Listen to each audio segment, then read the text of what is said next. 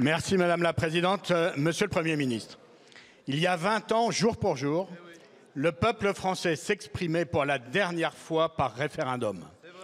Le 29 mai 2005, il rejetait massivement le traité constitutionnel européen contre l'avis confiant d'une majeure partie des politiques, des médias et des sondeurs.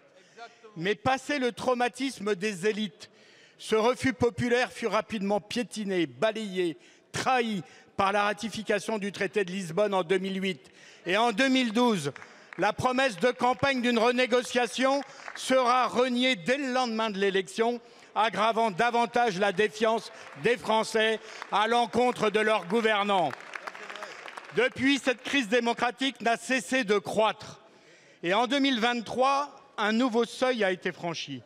Le gouvernement, aveugle ou inconscient, a imposé par 49-3, sans vote, la réforme des retraites, malgré l'opposition de la majorité des Français et une mobilisation sociale historique.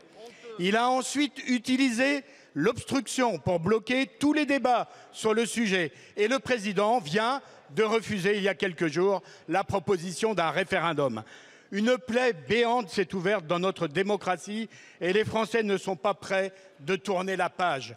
Le 5 juin, le débat reviendra dans l'hémicycle grâce à notre résolution pour abroger cette réforme brutale et injuste.